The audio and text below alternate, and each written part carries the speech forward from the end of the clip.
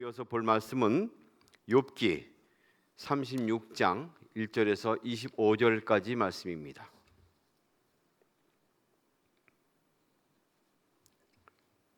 36장 1절에서 25절까지 한 절씩 교독합니다. 엘리후가 말을 이어 이르되 나를 잠깐 용납하라. 내가 그대에게 보이리니 이는 내가 하나님을 위하여 아직도 할 말이 있음이라. 내가 먼 데서 지식을 얻고 나를 지으신 이에게 의를 돌려보내리라. 진실로 내 말은 거짓이 아니라 온전한 지식을 가진 이가 그대와 함께 있느니라. 하나님은 능하시나 아무도 멸시하지 아니하시며 그의 지혜가 무궁하사 악인을 살려두지 아니하시며 고난받는 자에게 공의를 베푸시며 그의 눈을 의인에게서 떼지 아니하시고 그를 왕들과 함께 왕자에 앉히사 영원토록 존귀하게 하시며 혹시 그들이 족쇄에 매이거나 환난의 줄에 얽혔으면 그들의 소행과 악행과 자신들의 교만한 행위를 알게 하시고 그들의 귀를 열어 교훈을 듣게 하시며 행하여 죄악에서 돌이키게 하시나니 만일 그들이 순종하여 섬기면 형통한 날을 보내어 즐거운 해를 지낼 것이요 만일 그들이 순종하지 아니하면 칼에 망하며 지식 없이 죽을 것이니라. 마음이 경건하지 아니한 자들은 분노를 쌓으며 하나님이 속박할지라도 도움을 구하지 아니하나니 그들이 몸이 죽어서 늙으며 그들의 생명은 남창과 함께 있도다. 하나님은 곤고한 자를 그 곤고에서 구원하시며 학대당할 즈음에 그의 길을 여시나니 그러므로 하나님이 그들을 환난에서 이끌어내사 좁지 않고 넉넉한 곳으로 옮기려 하셨은즉 무릇 그대의 상에는 기름진 것이 놓이리라. 이제는 악인의 벌을 그대에게 가득하였고 받을 벌이 그대에게 가득하였고 심판과 정의가 그대를 잡았나니 그대는 분노하지 않도록 조심하며 많은 뇌물이 그대를 그릇된 길로 가게 할까 조심하라. 그대의 부르짖음이나 그대의 능력이 어찌 능히 그대가 곤고한 가운데서 그대를 유익하게 하겠느냐. 그대는 밤을 사모하지 말라. 인생들이 밤에 그들이 있는 곳으로 끌려가리라. 삼가 악으로 치우치지 말라. 그대가 환난보다 이것을 택하였느니라. 하나님은 그의 권능으로 높이 계시나니 누가 그같이 교훈을 베풀겠는가. 누가 그를 위하여 그의 길을 정하였느냐.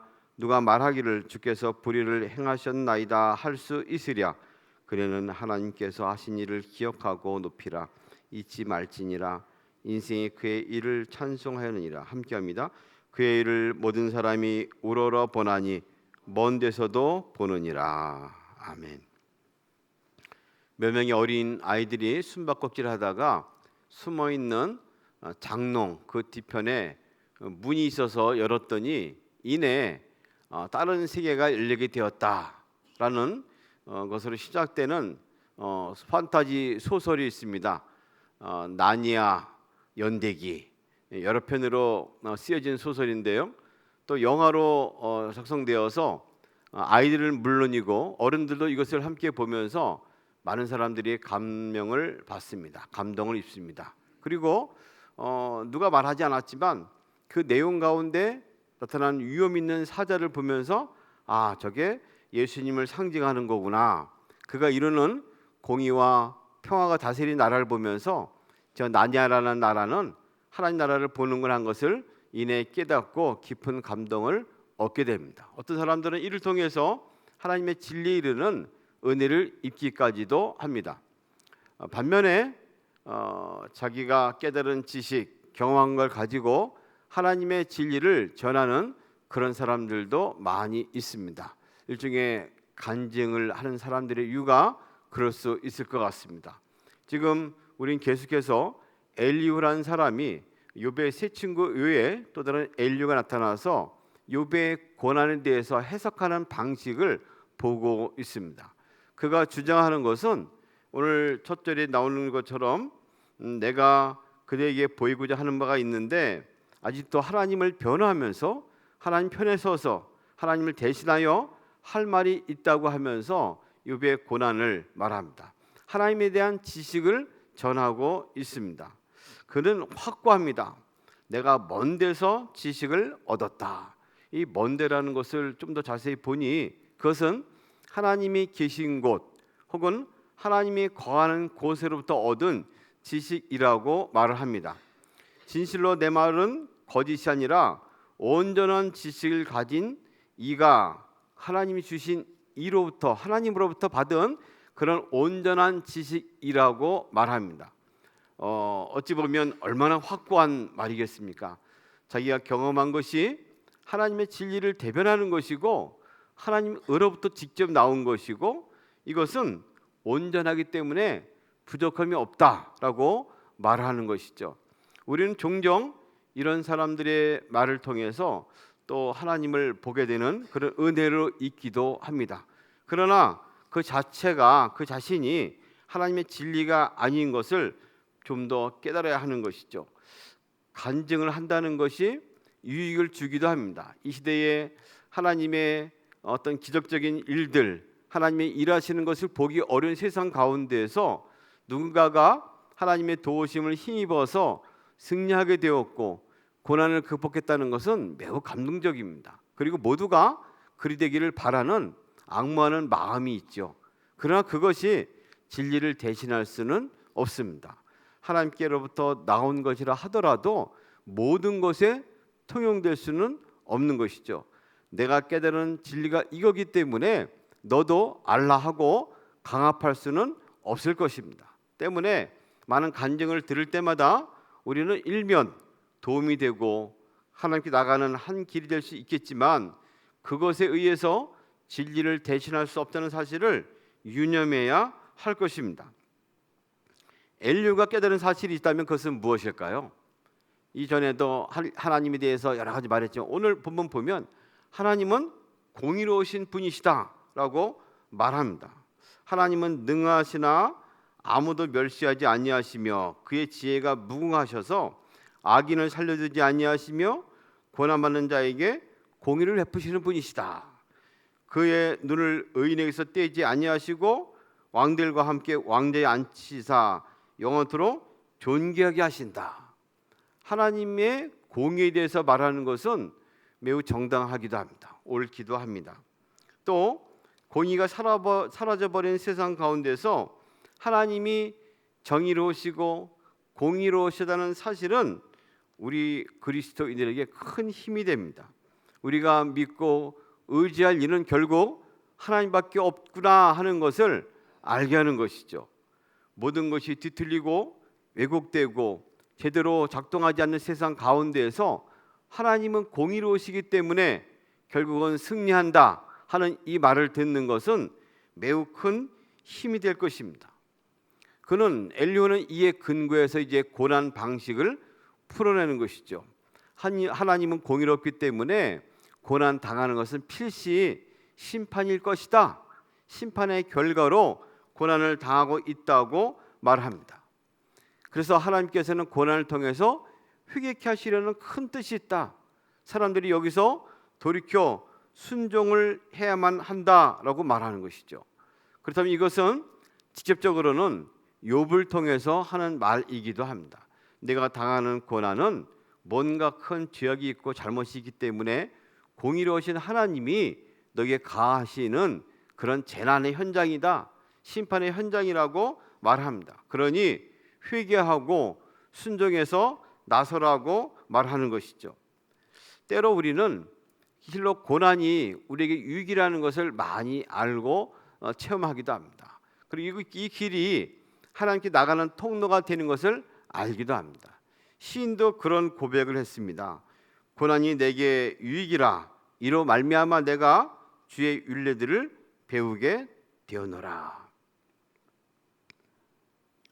물론 하나님이 죄인이라고 해서 하나님이 죄인이 돌아오고 용서하면 은혜의 평안의 은혜를 주시는 것은 분명합니다. 그러나 고난이 또 다른 방편에 쓰여진 것을 우리는 많이 봅니다. 공의의 하나님이 그 자신의 아들을 고난의 현장에 내몰기도 하셨습니다. 죄악이 있어서가 아니고 죄를 뒤집어 쓰게 하기 위해서 모인 것이죠. 보내신 것이죠. 우리는 그래서 십자가를 볼 때 이 십자가 현장이 고난과 이 고난 현장이 재난의 심판의 모습이기도 한편으로는 이것이 구원의 것을 알게 되는 것이죠. 성경에서는 고린도전서에 이런 말을 합니다. 십자가의 도가 멸망하는 자들에게는 미련한 것이지만 구원을 받는 우리에게는 하나님의 은혜로다. 사람들은 나무 위에 달려 죽은 자마다 저주받은 자라 하고 외면했습니다. 그것은 더 이상 구원이 될 수 없다 말합니다. 공의로우신 하나님을 이해할 때 한쪽으로만 이해하게 되면 이 고난을 잘못 오해한다는 것이죠. 예수님에 대해서 지금도 많은 사람들은 그가 자기가 지은 죄 때문에 혹은 억울하게 죽은 것으로 표현하기도 합니다. 그러나 우리에게 있어서 십자가의 도는 구원의 현장이 되고 소망의 상징이 되었습니다. 하나님께서는 고난을 통해서 유익하게 하시기도 하는데 이것이 고난 자체가 심판이고 죄악이기 때문이 아니고 이를 통해서 알 수 없는 더 큰 하나님의 뜻을 펼치시기 때문에 그렇다는 것을 말씀합니다. 때문에 하나님의 공의는 성도들을 단순하고 무조건 복종하게 만들고 강압적으로 하나님을 찬송하도록 밀어넣지는 않습니다. 지금 엘리후는 그렇기 때문에 내가 하나님 뜻을 모르기 때문에 결국 하나님을 찬양하라고 강압하고 있지만 우리는 오히려 하나님의 은혜가 이 고난의 현장을 통해서 완성되기 때문에 하나님을 찬양할 이유를 갖고 있는 것이죠. 우리는 고난의 현장에서도 하나님을 찬양해야 됩니다. 승리 현장에서도 주님을 찬양해야 됩니다. 어떤 곳에서도 하나님이 우리의 구원자 되시는 것을 알 수 있는 것이죠. 엘리야와 같이 우리 고난을 이해할 때 잘못 이해한다면 고난받는 많은 사람들 또 순교하고 주를 위하여 살다가 죽은 사람들에 대한 해석을 달리하기가 매우 어려운 까닭이기 때문에 그렇기도 합니다. 때문에 오늘 우리는 주님께서 이 십자가를 통해서 오히려 희망을 주시고 생명을 주셨기 때문에 모든 일에 있어서 주님을 찬양할 것이 무엇인가 찾고 그 은혜 가운데 나가야 할 것입니다. 다시 한번 오늘 말씀을 통해서 우리의 삶이 하나님께 나가는 모든 방편이 되기를 원합니다. 우리의 모든 삶의 순간은 그것이 고난이든 형통이든 막론하고 하나님을 찬양하는 기회가 되는 것을 깨닫고 오늘 삶 가운데 주님을 찬양하는 예배의 자리가 되기를 소망합니다.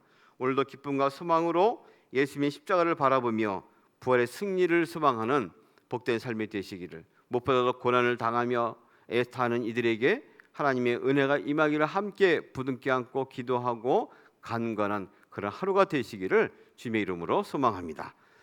거룩하신 하나님 아버지, 오늘 또 말씀을 통하여 공의로우신 하나님을 보게 하셔서 감사합니다.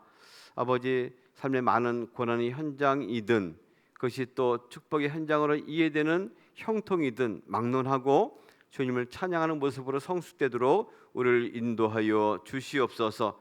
우리 주변에 많은 고난을 당하는 이들을 하나님 기억하시고 은혜를 베푸셔서 하나님 믿음이 꺾이지 아니하게 하시고 주를 향한 인내로 경주함에 힘을 더하여 주시옵소서.